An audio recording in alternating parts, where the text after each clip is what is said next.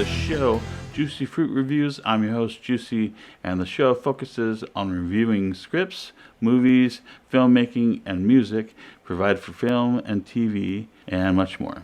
So sit back and relax, because we're going to go ahead and review the script from the movie Interview with the Vampire. The movie was released in 1994 and directed by Neil Jordan, and it starred Brad Pitt, Tom Cruise, and a very young Kirsten Dunst. The screenplay was written by Anne Rice in 1992. She was also the author of the book by the same name, and this is the sequel to Queen of the Damned, both the book and the movie. But before we do that, make sure you hit that like or thumbs up button, comment, share the video, follow, do all that neat stuff. We want to hear from you about what you thought about this episode and what you think will make great content for a future episode. What kind of movies or scenes, TV shows, or music like soundtracks do you want us to explore? You know you want to do it, so do it. So we're going to start on page 165 of the script, and the script veers off quite a bit from the movie following Louis' journey, but yeah, there's some differences for sure. So we're going to do something a little different today. We're going to go ahead and I'm going to read from the script. There's not going to be any audio backing this, because there is quite a difference between the script and the movie. So this takes place where Louis goes back to America, back to New Orleans, and this is after Claudia is dead and Armand has left, or he left Armand. It's kind of unclear. After their travels, they went all over the world, apparently. Anyways, so he finds LeStat living in a house and goes to visit him. Of course, LeStat was pretty much dead twice, and caught fire and all that, and he's barely hanging on, apparently living on rats and stuff like that. So I won't get too much into it because I don't want to spoil too much. But yeah, I mean, there is a reveal here and there, I think, from what I just read a little while ago. But let's go ahead and read it. Louis, voiceover. Every memory of LeStat I ever buried in my soul came back to me.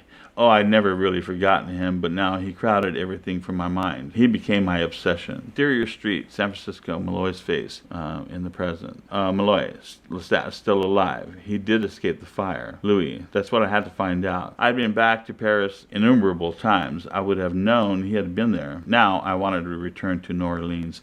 Finally, I could think of nothing else. The idle dream that if he existed still, he might be there. And I wanted to see my home again, my city, where he had been so happy all these years. It was the reason for existing. Exterior Garden District night. Louis in 20th century suit walks past the many Greek revival mansions. Louis, maybe I sensed something in those dark streets. I saw and heard sounds. And then on Prytania Street, only blocks from the Lafayette Cemetery, I caught the scent of death. And it wasn't coming from the graves. Pan over white-walled Lafayette Cemetery surrounding mansions. Louis, voiceover. The scent grew stronger as I walked on uptown. Old death. A scent too faint for mortals to detect. Louis sees rats darting along the street. One, then two more together. They rush into a great overgrown garden surrounding a ruined mansion. No lights. Louis, voiceover. Someone was luring them. A cat darts along the top of the wall and into the garden. Louis, voiceover. The smell of death grew stronger. Louis stops at the rusted gate. He forces it open and enters. Exterior, veritable jungle. Of overgrown rose and oak tree and wisteria, he sees a faint glimmer of light coming from a distant glassless window of a huge two-story Greek revival house. He approaches, and then he sees his POV.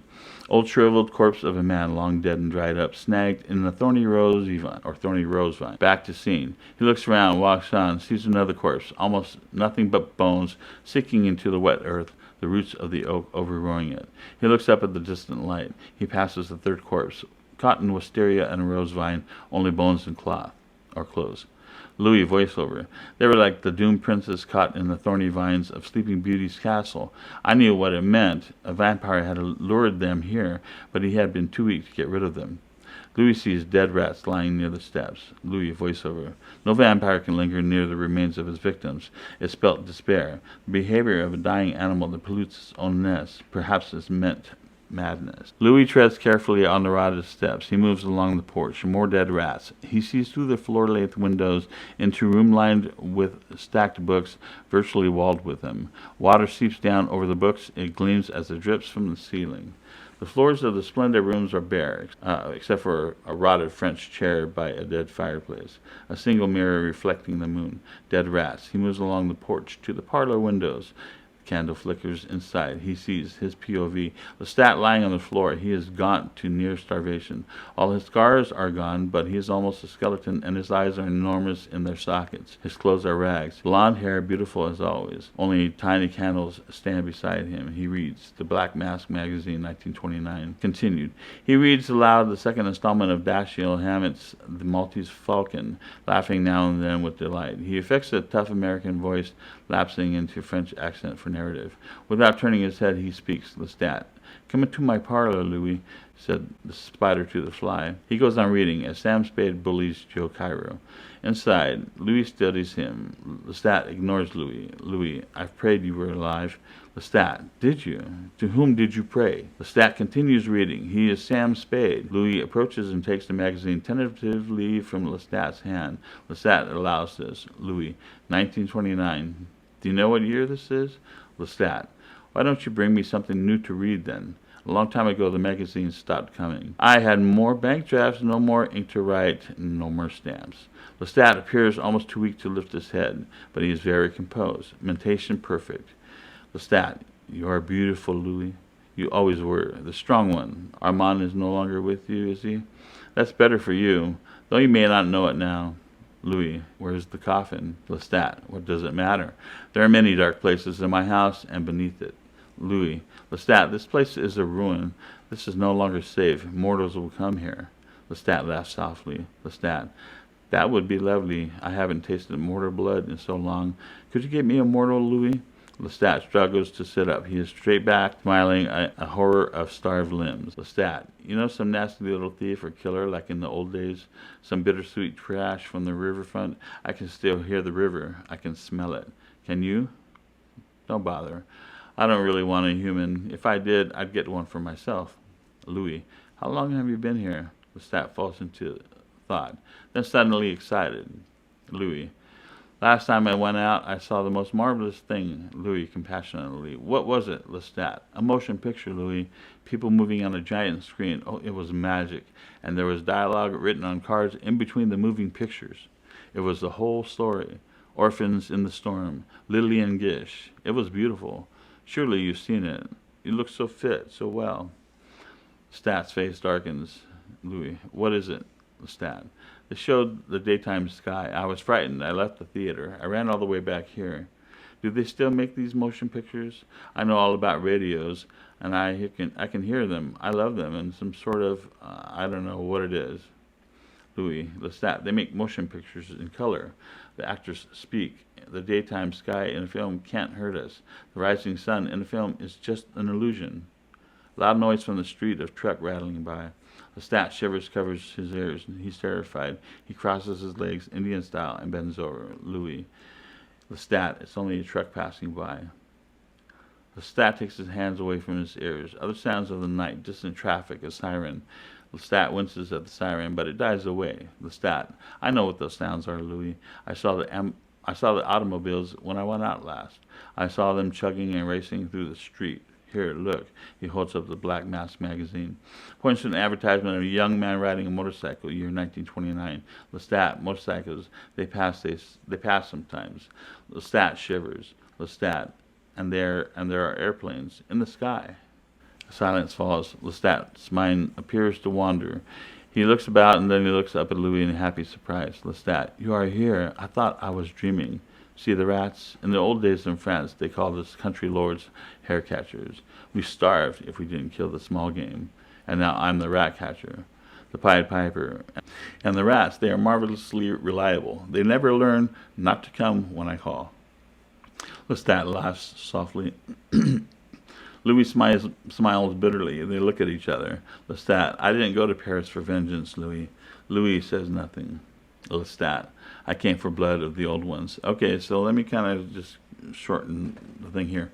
So Claudia and Louis went to France to seek Armand.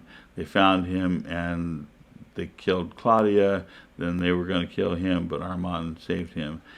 And then Louis burned down the whole theater with all the actors and stuff in it. And so LeStat was apparently there in the movie.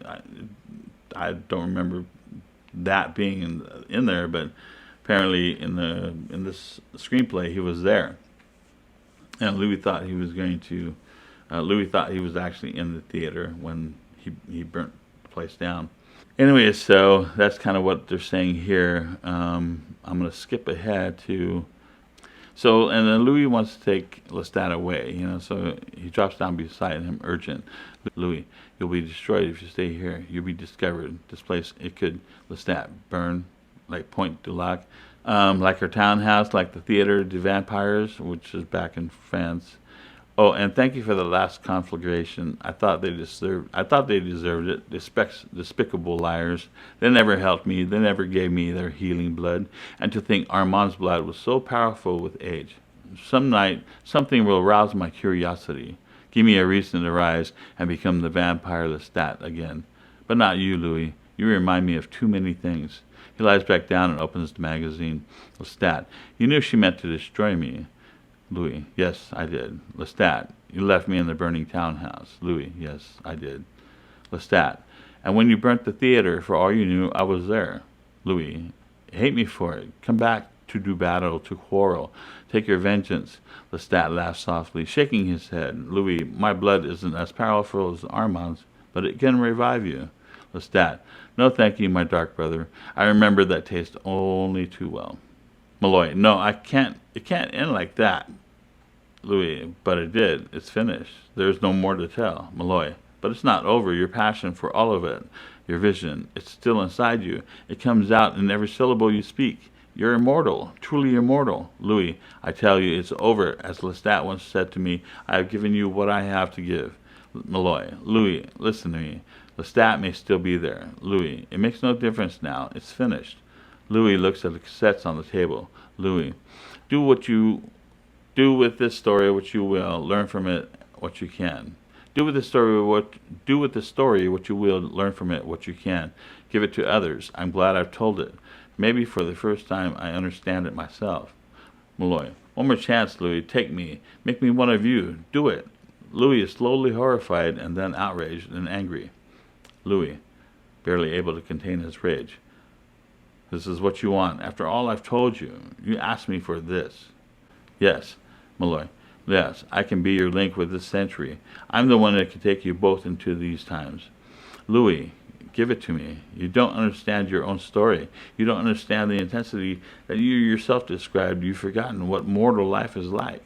So Malloy gets up. He finds out he's in really bad shape, but he is able to escape and leave with the tapes. And you see the car is a tiny speck on the dark desert highway, and then we're back in Louisiana. Anyways, that's the end of the script for this episode. I hope you enjoyed it. Thank you for watching. Subscribe to the channel and hit the notification bell so you know every time I drop a video. Thank you for your support of any kind. Whether you like the video, share it. Later on, we'll just keep adding more episodes. Thank you again, and once again, this is episode 5 of Juicyfroot Reviews. I'm your host, Juicy, from Juicyfroot Productions and Robb Entertainment Corporation. This is the end of another fine episode of Juicyfroot Reviews. Thank you for watching, and thanks for the memories. Follow me to the place